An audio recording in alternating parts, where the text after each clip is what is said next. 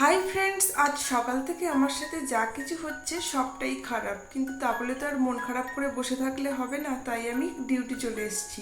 তো এসে দেখলাম এখানে প্রকৃতিও যেন মুখ ভার করে রয়েছে। এমন ওয়েদার হয়ে রয়েছে যেন এখনই ঝমঝম করে বৃষ্টি নামবে। তো এসবের মধ্যে দেখো আজকে সত্যিই লাকটাই খারাপ।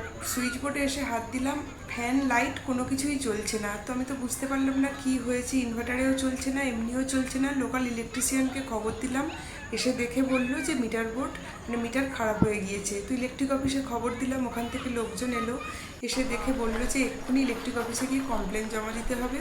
তো কমপ্লেন জমা দিতে আমি চলে এসেছি।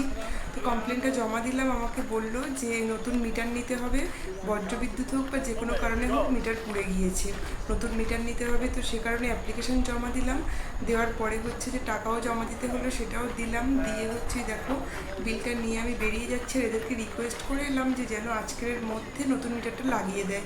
তোরা বললো যে অনেকক্ষণ ওয়েট করতে হবে, 5:30টার দিকে লোক যাবে। তো আমি বললাম কি আর করা যাবে, আমি ওয়েট করব বলে আমি ওয়েট করছিলাম। তো তারপর আলটিমেটলি ওই ইলেকট্রিশিয়ান দাদা এসছেন, এসে হচ্ছে এখন নতুন মিটার লাগিয়ে দিচ্ছে। দেখো আমি একটু অনেকটাই চিন্তামুক্ত হলাম যে এতক্ষণ ওয়েট করেছিলাম, আলটিমেটলি আমার মিটারটা লাগিয়ে দিয়েছে। কারণ আজকে সারাদিন কোনো কাজ করতে পারিনি। তো অনেকটাই নিশ্চিন্ত মনে, দেরি হলেও আমি বাড়ি ফিরতে পারছি। টাটা সবাইকে।